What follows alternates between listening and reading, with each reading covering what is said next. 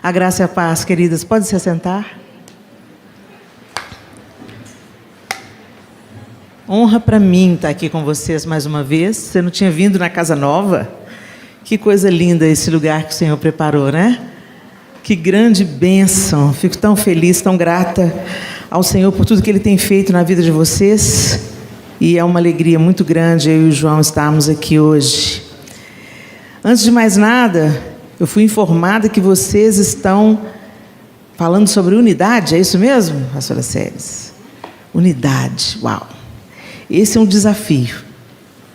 Esse é um desafio dos nossos dias, onde há tanta comparação, tanta competição e tanto orgulho, não é verdade? Infelizmente, a gente vê, através das coisas mais cotidianas, mais comuns, mais simples, como todo mundo tem uma opinião, como todo mundo tem razão, né? Cada um puxando a sardinha para o seu lado, é um tempo de tantas polarizações, e esse é um retrato de uma falta de unidade. Infelizmente, isso não é uma característica só do século, uma característica desse tempo, mas infelizmente, a gente também observa isso dentro da Igreja de Cristo. E o Senhor está nos atraindo para um tempo de crescimento. O Senhor está nos esticando, vamos dizer assim, né? Nem sempre é confortável crescer. Naturalmente, os pediatras dizem que algumas crianças desenvolvem um certo tipo de dor. Dor nas articulações, na fase do crescimento, quando a criança está dando aquele estirão, aí sente dor nas articulações. E espiritualmente não é muito diferente, gente. Se você lembrar da sua história aí, você vai pensar que o momento que você mais experimentou crescimento na sua vida foi um tempo de falta, um tempo de privação, um tempo de luta, um tempo de dificuldade, um tempo de você pensou assim, meu Deus, será que Deus me esqueceu? E aí depois que você passou e olhou para trás, uau, foi bom passar por isso? Não, não foi bom passar por isso não, mas valeu a pena, como diz a canção. Eu saí melhor dessa situação, eu saí mais empática dessa situação, eu saí com o meu coração dilatado, né? Então, o conforto que a gente tem na nossa vida é que nada, absolutamente nada que Deus permitir na nossa vida vai ficar infrutífero. Essa que é a beleza de pertencer a Deus, né? Como diz a amor, Ele faz com que todas as coisas cooperem conjuntamente para o nosso bem. Amém? É isso que o apóstolo Paulo fala na sua carta aos Romanos. Ele faz com que todas as coisas, diga comigo, todas. Todas as coisas cooperam conjuntamente para o bem daqueles que amam a Deus. E amar o Senhor, gente, não é cantar isso nas nossas canções. Amar o Senhor não é ser o frequentador de uma igreja. Amar o Senhor não é só expresso através das nossas orações ou da vida na comunidade. Amar o Senhor é primordialmente obedecê-lo. Aquele que tem os meus mandamentos e os obedece, esse é o que me ama. É Jesus que está falando. E aquele que me ama será amado por meu Pai, e eu também o amarei e me manifestarei a Ele. Então, se você cuida de obedecer a Deus, então descansa.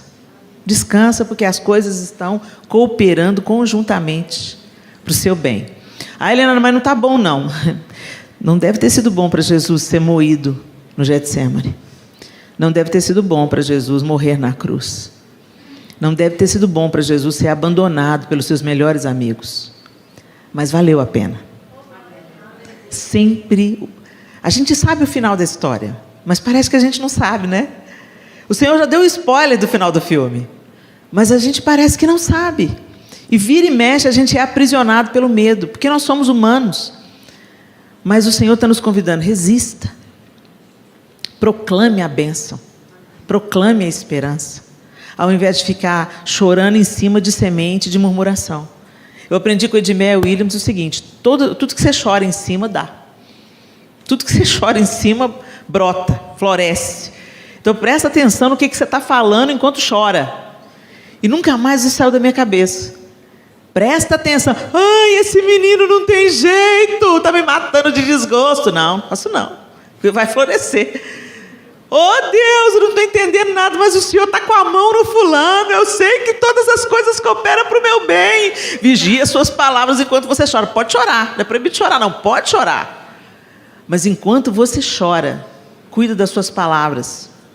Aliás, cuida das palavras em todo o tempo, né, gente? Porque palavras são sementes poderosas. E elas criam uma atmosfera, ou de fé, ou de derrota. Então, quando você estiver com medo, começa a proclamar palavras da verdade. Traga à sua memória o que te pode dar esperança. O Senhor colocou uma palavra para eu dividir com vocês, porque uma coisa que sabota a unidade é um coração endurecido. Todas as divisões, todas as contendas, elas nascem num coração duro. O próprio Jesus disse que o divórcio foi instituído por causa da dureza do coração do homem. Nunca foi plano de Deus permitir o divórcio. Nunca passou pela cabeça de Deus ter divórcio. Mas ele foi instituído por causa da dureza do coração do homem. Quando não é a dureza de dois, é a dureza de pelo menos um. Não é? E a dureza de coração, ela sabota a unidade e ela sabota tantas outras coisas na nossa vida. Abra sua Bíblia comigo. No livro de Marcos, no Evangelho de Marcos, capítulo 3. Marcos, capítulo 3, e nós vamos ler a partir do verso 1.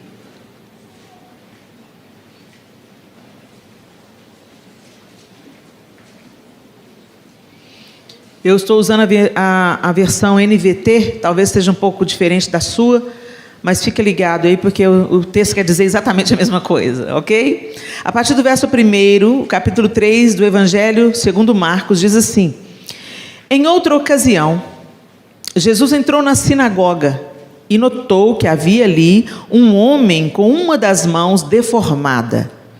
Os inimigos de Jesus o observavam atentamente. Se ele curasse a mão do homem, planejavam acusá-lo, pois era sábado. Jesus disse ao homem com a mão deformada: Venha e fique diante de todos. Em seguida, voltou-se para seus críticos e perguntou: O que é que a lei permite fazer no sábado? O bem ou o mal? Salvar uma vida ou destruí-la? Eles ficaram em silêncio. Jesus olhou para os que estavam ao seu redor, irado e muito triste, pelo coração endurecido deles. Então disse ao homem: Estenda a mão. O homem estendeu a mão e ela foi restaurada. No mesmo instante, os fariseus saíram e se reuniram com os membros do partido de Herodes para tramar um modo de matá-lo. Uau! Que texto chocante! Quando a gente começa a enxergar um pouco os ritos do judaísmo, a gente sabe como eles observam o sábado com muita reverência e temor. E quando a gente vai a Israel, eles não podem nem apertar o botão do elevador. Então tem o elevador do Shabat, o elevador normal. Porque eles não podem apertar um botão, significa fazer um trabalho. Fazer uma máquina funcionar significa que eles estão trabalhando. É uma coisa bem religiosa mesmo, bem xiita, né? Ou sunita no caso aí, bem radical. Então, aqui não era muito diferente. Mas eu fico pensando, Jesus não precisou nem de apertar um botão. Jesus não precisou de fazer nenhum esforço. Ele fez algum esforço, gente? Não, ele só deu uma ordem: estende a mão. E o cara estendeu a mão e ela foi curada. Qual é o esforço nisso? Qual é o trabalho disso? Nenhum. Eles não ensinavam a Torá no sábado? Eles não se reuniam na sinagoga para estudar a Torá, para falar da palavra de Deus? Na prática do judaísmo, hoje, no nosso século, eles se assentam, eles valorizam a mulher, eles leem Provérbios 31, honrando a mãe diante dos filhos, eles podem ir lá no muro para fazer orações. Então, assim, aparentemente não estava fazendo nenhum tipo de trabalho, mas antes de fazer o milagre, Jesus, conhecendo a dureza do coração deles, olha para eles e faz essa pergunta desconcertante, né? O que a lei permite fazer no sábado? O bem ou o mal? Salvar uma vida ou destruí-la? Qual que é a resposta, gente? Salvar uma vida, não é? Mas eles estavam com seu coração endurecido. O problema de um coração endurecido, a resposta óbvia não é óbvia. Não se escuta o que é certo, se escuta o que convém. Se escuta de acordo com seus próprios interesses. Não se enxerga o que é o devido fazer. A pessoa se apega demasiadamente àquilo que ela acredita, àquilo que ela sabe, àquilo que ela entende ser o melhor, e ela não abre precedentes, ela não abre ouvidoria, ela não quer entender o processo, ela só quer fazer, executar o que ela acredita. É do meu jeito, na minha hora, do jeito que eu quero. Isso é um coração endurecido. Não dá ouvidos para o que é o melhor a fazer.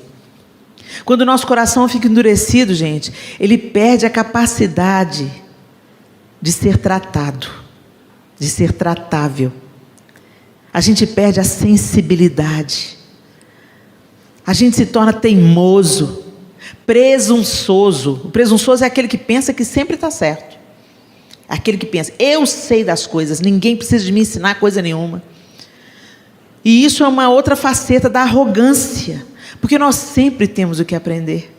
E a gente vai morrer, a gente vai terminar os nossos dias sem ter aprendido um tanto de coisa. E sempre tem alguém para te ensinar alguma coisa, independente da formação, da capacidade intelectual.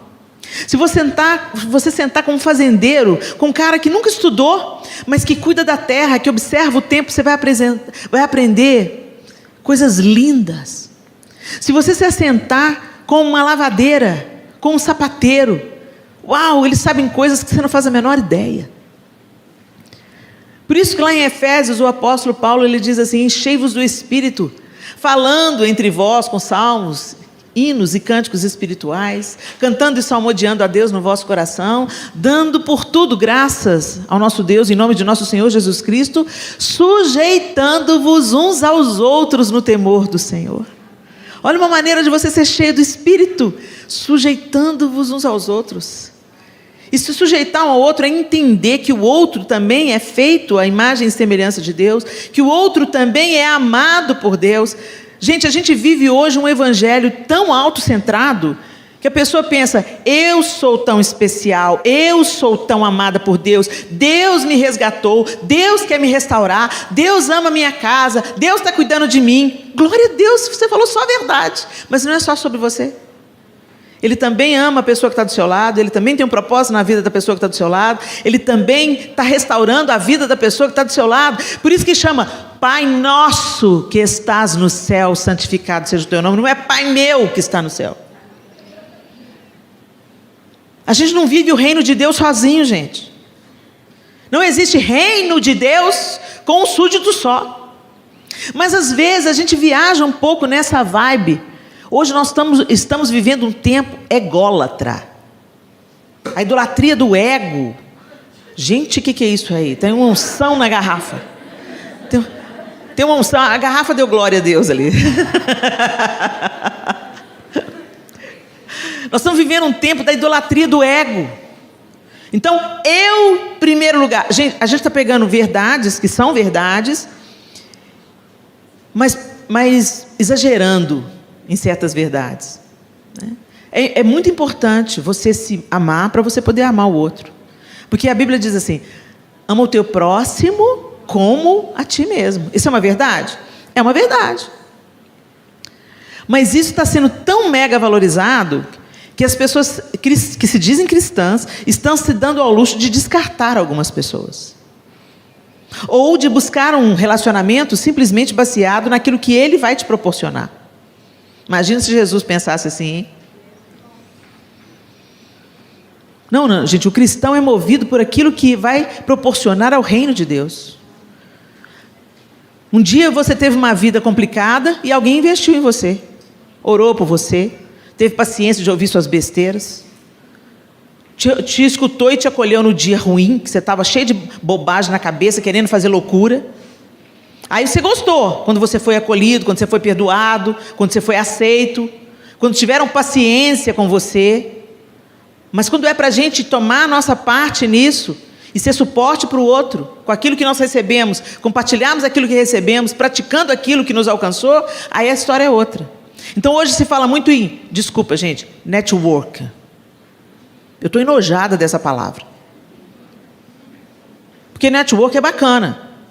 Network é bacana, você tem uma rede de contatos, de negócios, sócios, pessoas em comum que podem facilitar a sua caminhada. Mas isso não tem nada a ver com a mesa da comunhão. A gente não se assenta na mesa da comunhão querendo fazer um contato legal para ter uma agenda legal. A gente não se assenta na mesa da comunhão porque, com aquele irmão que ela tem uma grana bacana. Se um dia tiver uma dificuldade, quem sabe ela pode me emprestar uma grana. Então deixa eu ficar amiga dela porque ela é rica. Que nojeira. Então a gente está trazendo uma mentalidade do século que só se aproveita do outro e trazendo para a igreja. Não, gente, na igreja de Jesus é diferente. Na igreja de Jesus, cada um de nós vem com aquilo que pode oferecer. A igreja não é um supermercado onde você consome o que te interessa. A igreja é o lugar onde você vem cooperar com aquilo que você pode servir, amar, ouvir, acolher. Isso não é só responsabilidade da pastora Séries ou da minha responsabilidade, não. Todo cristão foi feito em Cristo Jesus sacerdote. A responsabilidade agora apertou para o nosso lado também. Mas a gente não quer saber de responsabilidade. Muitas vezes nós nos confortamos em vir e consumir a igreja. Quando eu digo a igreja, a instituição, né? O lugar de reunião. E eu entrei aqui nessa igreja hoje, eu estou conhecendo hoje a casa de vocês. Que delícia, que lugar aconchegante. Ele foi pensado para receber uma família. Não é assim? O pastor Marcelo, todo o tempo que ele estava me apresentando as dependências, ele falou assim, isso aqui é a extensão da nossa casa. Isso aqui é a nossa casa. Então você vê o coração do pastor de vocês, é a nossa casa, ele encara como uma família. E numa família, gente, não é um pai e uma mãe puxando um bando de filho parasita, não. Na família, você cuida dos filhos menores, quando eles não têm condição de se cuidarem a si mesmos, e quando eles começam a ficar grandinhos, eles também começam a ter responsabilidade. Dentro de uma família funcional e saudável, é isso que acontece. Quando você vê pais exaustos e filhos parasitas, tem alguma coisa errada aí. Alguma coisa falhou. Teve um pai e uma mãe querendo compensar seus erros, protegendo os filhos de suas autorresponsabilidades. Por isso que saiu uma pesquisa aí falando que os homens estão amadurecendo com 45 anos de idade. Né, mamãe? Porque você fica cuidando desse menininho, né? A menina é empoderada. Vai lá, minha filha, conquista, estuda. Não depende de homem nenhum. E o menino você fica levando prato para ele comer no videogame. Aí aquelas meninas com 21 anos de idade já estão terminando a faculdade, já compraram o carro, já estão pensando no apartamento, já estão pensando no MBA, no pós-doutorado, e o menino está lá passando de fase no Candy Crush. Se fala muito de feminismo e de formar... Gente, você tem poder feminino? Poder feminino maior do que educar a próxima geração de homens? Se empoderou muito as meninas, as mulheres. Disse para elas que elas podiam fazer o que elas quisessem. Que elas têm capacidade de dirigir bem um carro, que elas têm capacidade de fazer um doutorado, um pós-doutorado, de trabalhar naquilo que elas escolherem trabalhar. Nenhuma mentira nisso. O problema é que não se ensinou aos homens a assumir responsabilidade, a ter uma palavra só, a valorizar uma mulher mesmo quando ela fica feia por ter dado à luz a 4 filhos. Mesmo quando ela envelhece, porque envelhecer faz parte do processo. Não se ensina isso aos homens. Aí a gente vê uma geração inteira de meninões, de meninas super poderosas e infelizes, E que estão achando agora, nas relações do mesmo sexo, uma alternativa à sua solidão, ou à sua incapacidade de lidar com uma geração de homens frouxos. Você é mamãe? Presta atenção nos homens que você está criando. Tem hora que os pais entram para fazer um corte, sabe? No nosso excesso de cuidado. Você fala, não, deixa ele ir de carro, está muito perigoso. E o pai fala, vai menino, vai pegar o ônibus.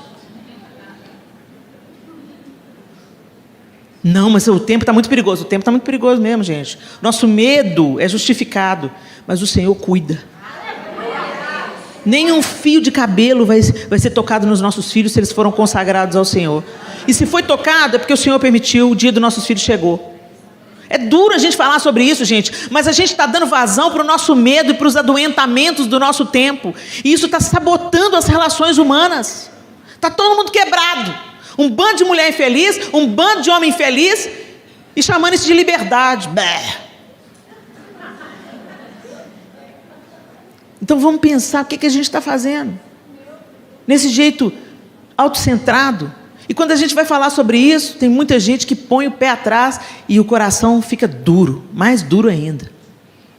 Porque, como eu acabei de falar, quando a pessoa tem um coração endurecido, ela não é tratável. Talvez você conheça uma pessoa que você tem que pisar em ovos com ela o tempo inteiro. Porque tudo que fala com ela, ela se ressente. Tudo que fala com ela, não é assim não. Tudo que fala com ela, ela apela. Ela não aceita correção. Esse é de coração duro. A Bíblia fala que receber correção não é bom. Não é mesmo não, gente. Ninguém gosta de, ai que delícia, estou sendo corrigido. Nossa, passei uma vergonha, ai que delícia. Não, gente. A Bíblia diz que na hora a correção produz tristeza. Mas depois ela produz fruto. Será que você pode ter uma ideia de como é que está o seu coração? Como é que está o seu coração? O salmista Davi tinha acabado de pecar e ele escreve o Salmo 51. E ele diz assim: tu não desejas sacrifícios, do contrário, eu os ofereceria. Também não queres holocaustos. O sacrifício que desejas é um espírito quebrantado. Não rejeitarás um coração humilde e arrependido. O Senhor se agrada de um coração humilde e arrependido. O Senhor se agrada de um coração ensinável, um coração quebrantado. E eu costumo dizer que muita gente fala assim: nossa, mas eu fui tão humilhado naquele lugar. Eu fui tão humilhada naquela igreja. Eu fui tão humilhada naquele emprego. Eu fui tão humilhada pelo meu marido. Gente, quem é humilde não se sente humilhado. Essa é uma capacidade do Espírito, é a humildade. A gente nunca vai chegar à plenitude, a não ser aquele grande dia que a gente vai ver Jesus face a face. Aí seremos como Ele é. Mas Jesus, Ele diz assim: vinde a mim, vocês que estão cansados e sobrecarregados, eu vos aliviarei. Tomai sobre vós o meu jugo, porque o meu fardo é leve, e aprendei de mim, que sou manso e humilde de coração, e achareis descanso. O duro de coração não tem descanso. O duro de coração é obstinado. O duro de coração é irado. O duro de coração é insatisfeito. O duro de coração é irrepreensível. Irrepreensível é essa palavra? Irrepreensível é quem não tem defeito, né? Talvez seja outra palavra. Irreconciliável. O duro de coração não admite ser corrigido. O duro de coração não admite estar errado. O duro de coração quer vingança, quer poder, quer se vingar, quer mostrar que é bom. Essas são características da dureza de coração. E a dureza de coração sabota a unidade no corpo de Cristo. É por isso que o diabo não precisa de levar a gente para a balada. Não precisa de levar para a gente para o pecado de adultério. Ele não precisa de levar a gente no fundo do poço, não. É só ele manter você com o coração altivo. Com o coração endurecido. Dona da razão. É aí que começa. Porque quando você se acha dona da razão, você nem se permite ouvir o outro generosamente, genuinamente. A gente não sabe ouvir, gente. A gente já está ouvindo a pessoa está rebatendo um argumento seu e você já está bolando contra-argumento. Você não está ouvindo. Você está querendo vencer a briga. E essa é uma característica da dureza de coração. Deixa as armas na mesa. Se abra. Nem que seja para você ouvir genuinamente, entender o ponto de vista e discordar. Você não tem que concordar com tudo, não. Mas você tem que... Mas, às vezes, o que o outro vai te dar como argumento vai até fortalecer a sua convicção. Mas a gente não pode deixar que a dureza do nosso coração impeça o que Deus quer fazer na nossa vida. Às vezes, gente, a gente pensa que é o diabo que está pelejando contra nós e atrapalhando o nosso caminho. E ele atrapalha bastante mesmo. Mas eu quero te contar uma notícia. O diabo é um inimigo que não pode ser menosprezado. Seria uma tolice da nossa parte desmerecer ou menosprezar um inimigo tão poderoso. O livro de Hebreus diz que quando o arcanjo Miguel pelejava com Satanás pelo corpo sem vida de Moisés, o arcanjo Miguel disse a Satanás: o Senhor te repreenda. Olha isso. Miguel é arcanjo, na hierarquia dos anjos, é o comandante do exército celestial. E ele diz para Satanás: o Senhor te repreenda. Olha isso.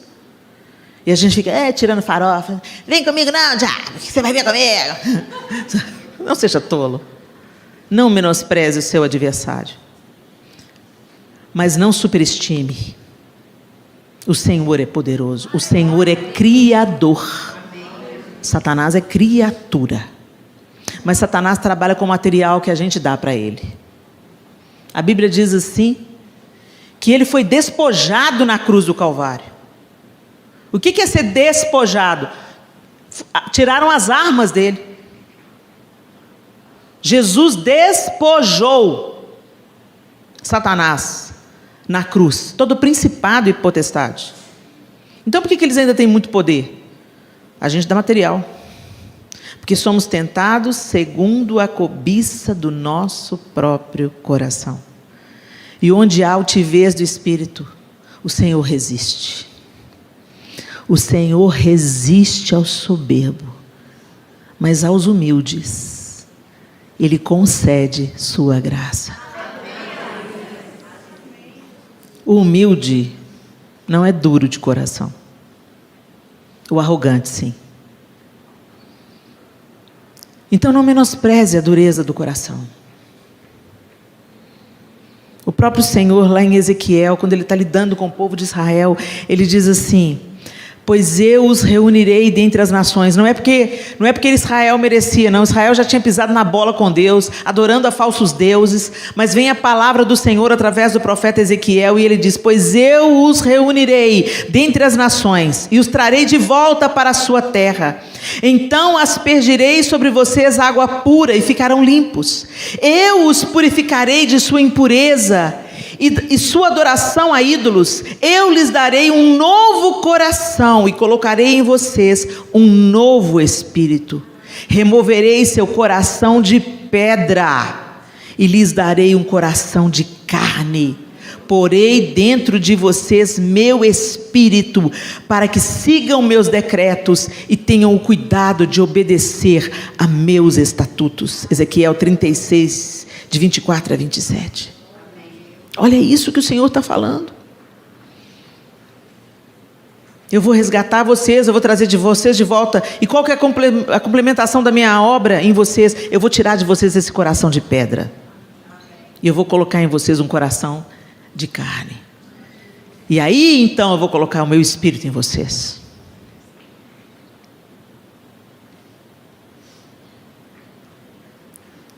Em outro texto, que está lá em Hebreus, pode abrir aí, Hebreus 3, Hebreus capítulo 3, de 12 a 15.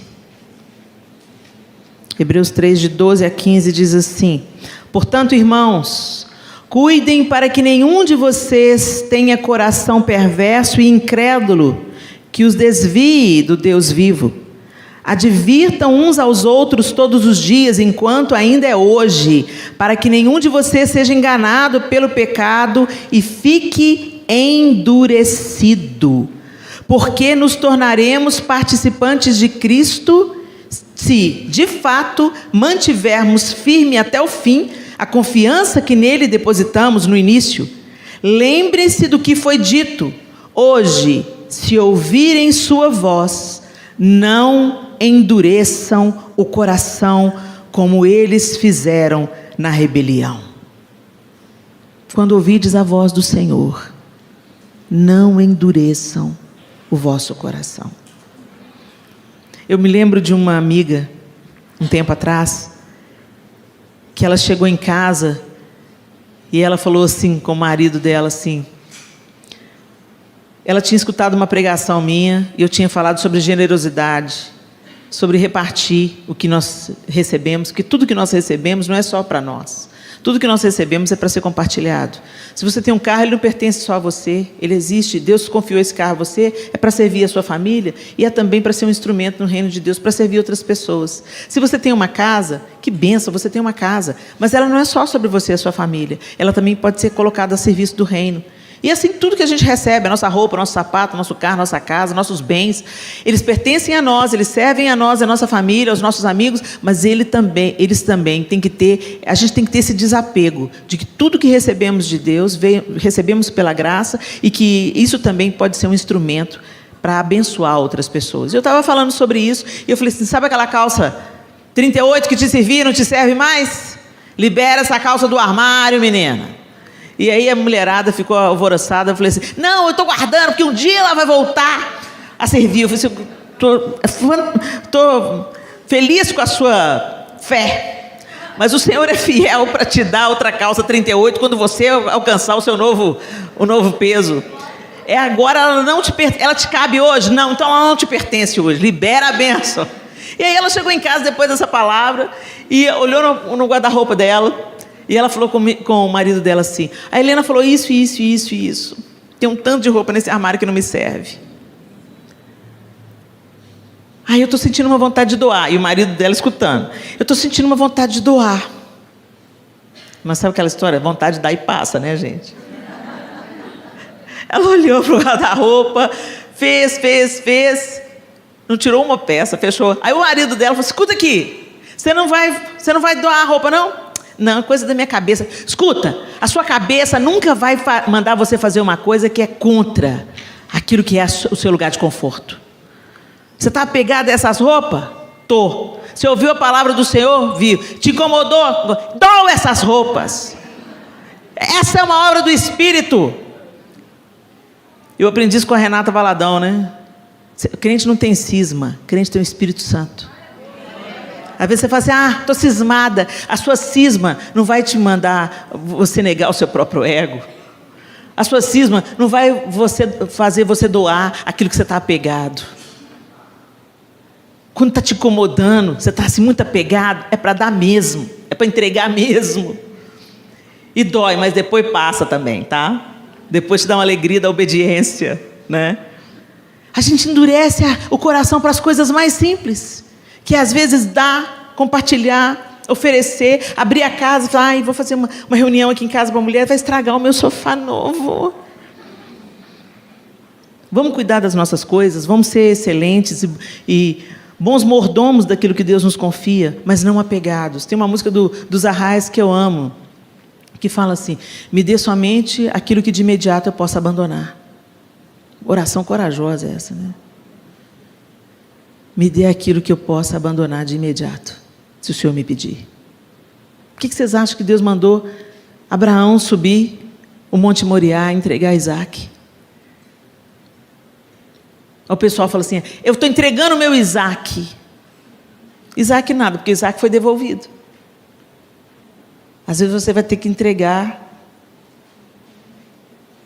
mesmo, sem devolução. Porque aquilo tem o poder de te aprisionar. Não endureça o coração. Se a gente endurece o coração para coisas, e nós mulheres, gente, a gente endurece o coração para coisas. Fala, pensa no tanto de coisa que você tem que você não usa. Faz esse exercício comigo agora. Tem um tanto de coisa que você não usa há mais de 6 meses e fica assim, mas eu vou usar. Sméagol. Quem assistiu O Senhor dos Anéis? My precious. Não solta de jeito nenhum. A gente deixa R$300 no salão fácil. Faz um corte, uma hidratação, luzes, R$300 fica lá fácil, barato R$300, dependendo do salão que você for. Faz a mão, faz o pé, faz uma escova, corte cabelo, fácil. E você não dói na sua consciência nem no seu bolso. Você sai toda feliz. Aí, na hora do dízimo, da oferta, você cata as moedas no fundo da bolsa. Isso é coração duro, gente. Tem uma movimentação de missões. Nós temos que levantar uma oferta de missões. Gente, você economiza não sei quanto para comprar uma bolsa, porque aquela bolsa vai impressionar as pessoas. Ô, gente, quem gosta de você não precisa ser impressionado por marca. Isso é uma mentalidade do tempo. Não estou falando que é pecado você ter uma bolsa cara, não, gente. Não é isso que eu estou falando, não. Eu estou falando que qual que é a sua medida de valor? Tem algumas marcas que estão alugando bolsa. Sério. Você pega uma Hermès alugada.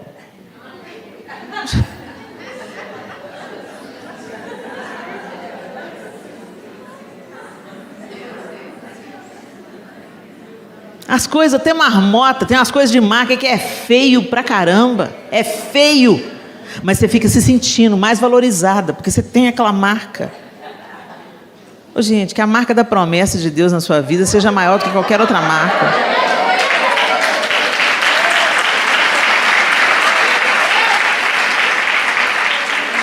Coração duro. Isso é dureza de coração. E às vezes a gente não percebe, sabe, gente? O pior do coração duro é que é igual mau hálito. Todo mundo sabe. Todo mundo sente o cheiro do seu coração duro, mas você não faz a menor ideia e ninguém tem coragem de te dizer. Mas eu vim aqui hoje te dizer: quando ouvires a voz do Senhor, não endureçais o vosso coração. Não endurece. Simplifica a vida. Sabe por quê, gente? Porque se a gente endurece o coração e o Senhor tem um propósito na nossa vida, Ele vai ter que amaciar. Quem aqui já comeu carne de segunda? Você sabe, gente. Chão de dentro, você tem que dar umas marteladas nele para virar bife. Tem que bater. Não é igual filé mignon. Filé mignon já vem macinho. Mas o chão, você tem que fazer um bifinho mais fino e pá. Eu lembro de minha mãe batendo. Hoje nem vende mais esse utensílio, né? Hoje tem produto para maciar a carne. Mas a mamãe batia mesmo. E como Deus usa métodos ortodoxos, eu tenho certeza que às vezes Ele tem que bater na gente igual o chão de dentro. Para a gente ficar macio.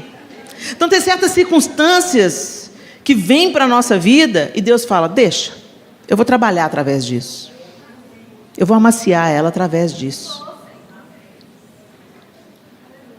Eu sei o seguinte, gente, que eu tenho uns 10 anos que eu estou levando martelada. Mas está prestando, está me amaciando, neném. Diz o João que está me amaciando. Você não percebe o quanto você era duro, até quando você começa a passar pelo processo.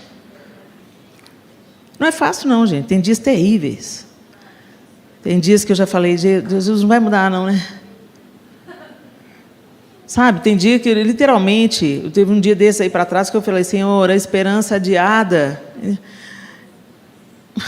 apodrece os ossos. Se vai demorar ainda, me dá uma armadura para o próximo trecho, porque essa aqui minha já está toda perfurada. Põe uma armadura nova, Senhor, e me mantém na intercessão. É difícil, gente. Mas eu posso testemunhar para vocês.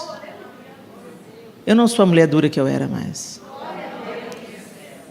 Tem um pastor amigo meu que falou assim, olha, se você está sendo golpeado no mesmo lugar por muito tempo, ou Satanás achou sua fraqueza, ou Deus achou a sua dureza. E eu prefiro estar nas mãos de Deus. Então, se Ele está permitindo ainda, é porque ainda tem coisa para trabalhar em mim. Ainda tem coisa para trabalhar no João, ainda tem coisa para trabalhar na nossa casa.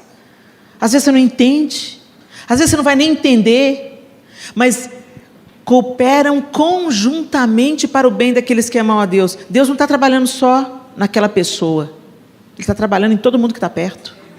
É assim que Deus faz. É igual uma colcha, sabe? Um tear. Ele vai tecendo. Tem uma música do Estênio Márcio que chama O Tapeceiro. Depois você procura no YouTube e escuta. Estênio Márcios, Tapeceiro.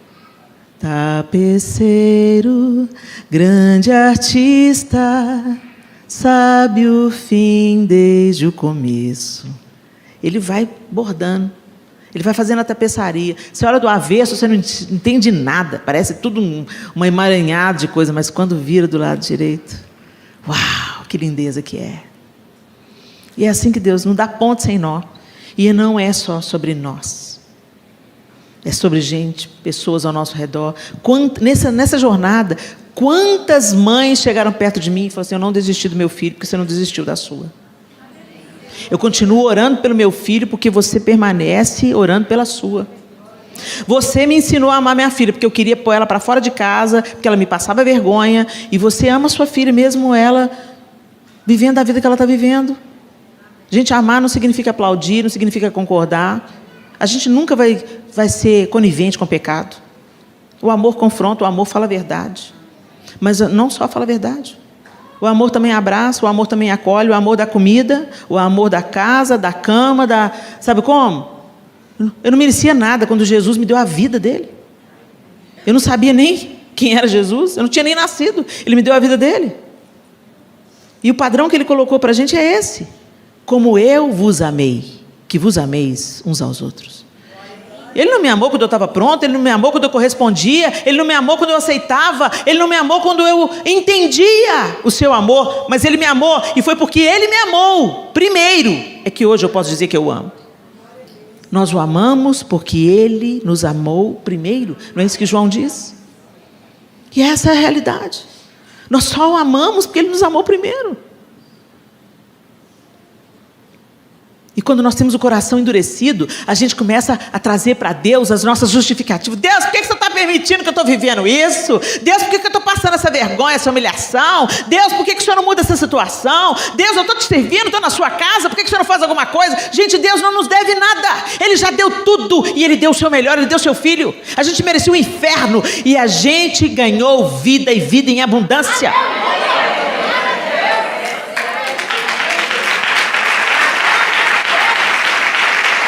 Mas por causa da dureza do nosso coração, a gente insiste nos pensamentos de que Deus deve a gente.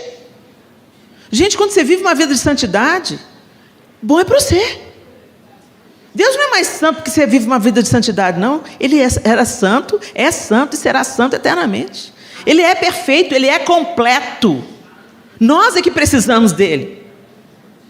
E quando nós vivemos em santidade, nós somos protegidos de muitos males, de muitas dores, de muitas consequências tenebrosas. Mas a gente tem, sabe, a gente pega essas relações utilitaristas do século 21 e a gente transfere na nossa relação com Deus. Ó Deus, estou fazendo tudo bonitinho, hein? O Senhor está me devendo.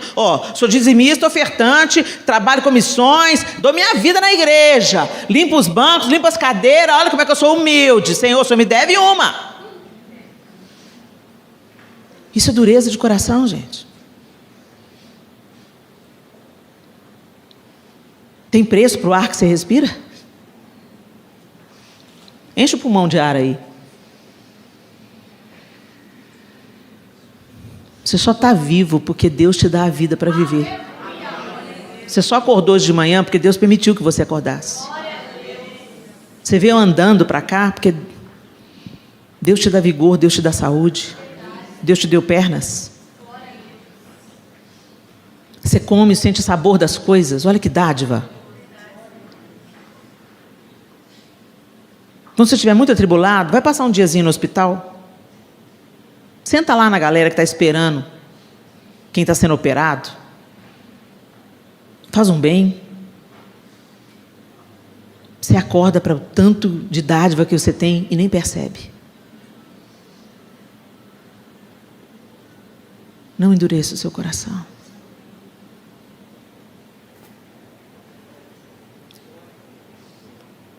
Efésios capítulo 4. Para a gente terminar. Efésios capítulo 4, a partir do 17.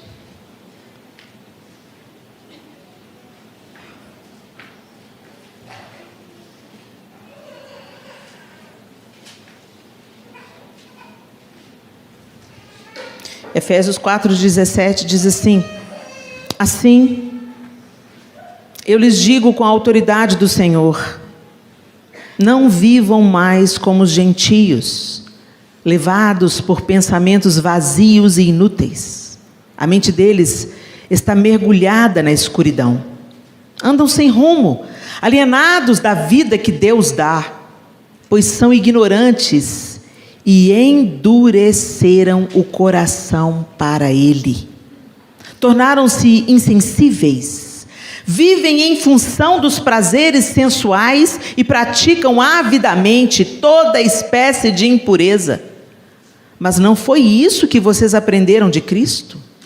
Uma vez que ouviram falar de Jesus e foram ensinados sobre a verdade que vem dele, livrem-se de sua antiga natureza e de seu velho modo de viver, corrompido pelos desejos impuros e pelo engano.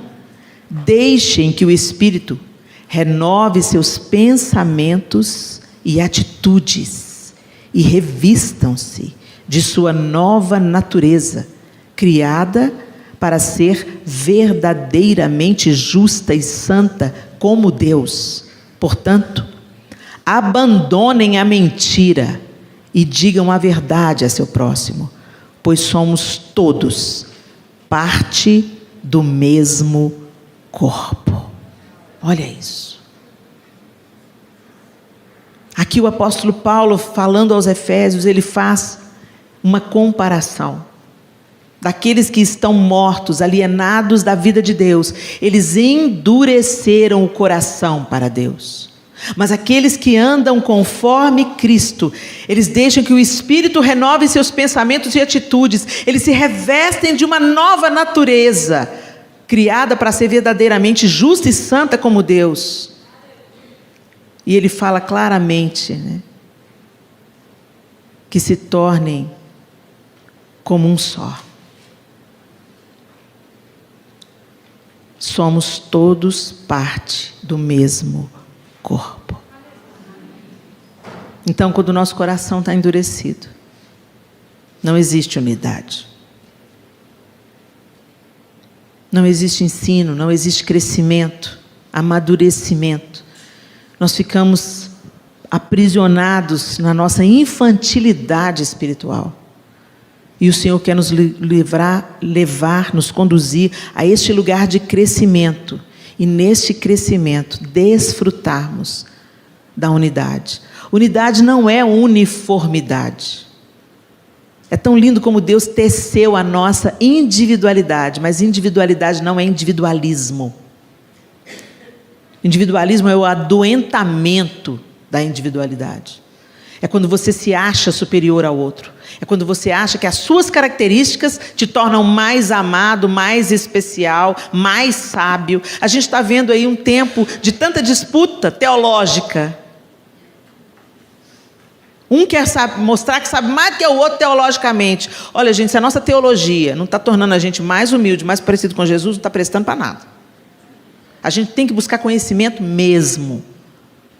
A gente precisa buscar conhecimento de Deus mesmo.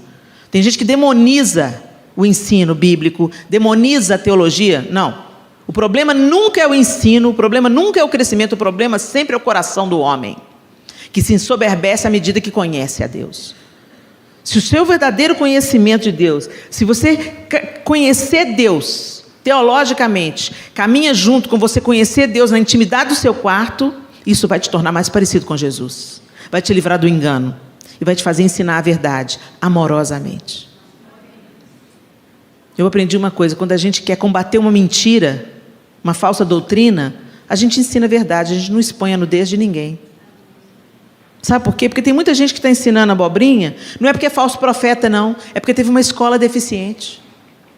É porque às vezes teve o conhecimento e o estudo demonizado na sua religião, na sua... como é que fala? Não, na sua doutrina, não, como é que fala? Denominação. Às vezes tem algumas denominações que demonizam tanto o conhecimento e o estudo, que a pessoa às vezes lê a Bíblia, ela é sincera de coração, mas ela não tem uma análise, não faz uma exegese do texto, não foi ensinada a fazer isso, e aí ela começa a ensinar uma coisa errada. Então você não coloca todo mundo no mesmo saco, não. Se você quer combater uma mentira, eleve a verdade, ensine a verdade, mostre o caminho, sem arrogância no seu coração. Feche os seus olhos.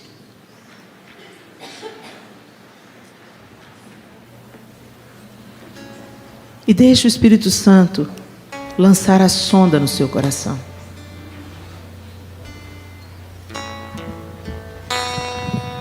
Sermos confrontadas com a dureza do coração é desconfortável. Às vezes, quando a gente não quer ouvir alguma coisa, ela incomoda, dá vontade de sair fora. Não gostei dessa palavra. Mas essa não é a palavra da Helena, gente. Essa é a palavra de Deus. Todo o tempo aqui eu trouxe para vocês textos que estão na Bíblia. Quando ouvires a voz do Senhor, não endureçam o seu coração. Aqueles que vivem distantes de Deus têm o coração endurecido. O salmista diz claramente que o Senhor está procurando aqueles que têm o coração quebrantado e contrito. O humilde de coração é aquele que está ávido até pela correção do Senhor. O Senhor corrige mesmo, ajusta o que precisa ser ajustado. Talvez se na sua vida prática você tenha uma dificuldade de acatar conselho, de ouvir pessoas que caminham há mais tempo na fé do que você, de ser corrigido. Às vezes não é por causa do tom, sabe? É porque simplesmente você não quer ouvir. Eu tenho que te dizer, se você não deixar Deus amaciar o seu coração, às vezes você vai entrar por um caminho de muitas dores. Para de recalcitrar contra os aguilhões, né? Para de lutar contra a correção de Deus. Tem aquela pessoa que às vezes você quer provar para ela que você é melhor. Desiste disso. Você não tem que provar para ninguém. Você só tem que deixar o Espírito Santo tornar você uma pessoa melhor. E isso vai aparecer espontaneamente. Frutos florescem. Não é um esforço. É uma entrega, é uma rendição que gera vida, que gera frutos. O Espírito Santo trabalha em você. Então que toda dureza de coração caia por terra nessa noite. E não sabote a unidade do corpo de Cristo. Não sabote a unidade entre vocês, mulheres. Mulheres têm tanto potencial de serem conselheiras, acolhedoras. Tem tanto potencial de ser refrigério. Mas também tem todo esse potencial pode ser revertido para o mal. Os comentários mais cruéis que eu recebo no meu Instagram são de mulheres. As observações mais bizarras sobre aparência, sobre peso, sobre tudo. E eu olho com uma tristeza, tem tanto potencial aqui para ser uma encorajadora e vira uma boca do capeta. Porque o diabo não desperdiça a mão de obra. Se ela não é usada para a glória do Senhor, Ele recruta. Então, que em nome de Jesus, mulheres, que você se posicione com um coração maleável, humilde, contrito, um coração macio, um coração ensinável, e que você não traga a mão de Deus para o seu peito, porque Ele resiste ao soberbo. Às vezes você está pensando que você está lidando com Satanás, mas você está lidando com a própria mão do Eterno te resistindo. Que em nome de Jesus, ouvindo a voz do Senhor, vocês não endureçam o seu coração. Fique de pé, segura a mão da mulher que está do seu lado e nós vamos orar. Senhor, essa é a nossa oração cantada nessa noite, Deus. Nós estamos reunidas aqui na Tua presença, Senhor. Reunidas aqui diante do Senhor, para clamar ao Senhor. Faz de nós um jardim fechado, regado, cuidado pelo Teu Espírito. Afasta de nós, ó Deus, toda dureza de coração, toda obstinação, toda teimosia, toda rebelião. Ó Deus, em nome de Jesus, Senhor, que o nosso coração esteja rendido, entregue, formado pelo Teu Espírito Santo, a semelhança do Teu coração, Jesus. Afasta de nós a arrogância, a presunção. Ó Deus, nesse tempo de polaridades, ó Deus, que o Senhor seja o centro, que o Senhor ocupe o centro da nossa vida, dos nossos anseios, dos nossos afetos, da nossa segurança, nossa fonte. Ó Deus, perdoa, Senhor, toda dureza nas palavras, dureza nos pensamentos, toda resistência ao Teu Espírito. Nos perdoa, Senhor. Amolece o nosso coração, aquelas áreas endurecidas na nossa mente, ó Deus, que elas recebam água, as águas do Senhor, as águas que correm do trono, as águas que curam, as águas que limpam. Amolece, Senhor, a terra dura do nosso coração, Senhor, e nos dê um coração de carne no lugar de um coração de pedra, para a honra e para a glória do Teu nome, e em nome de Jesus. Amém e amém. Deus abençoe vocês.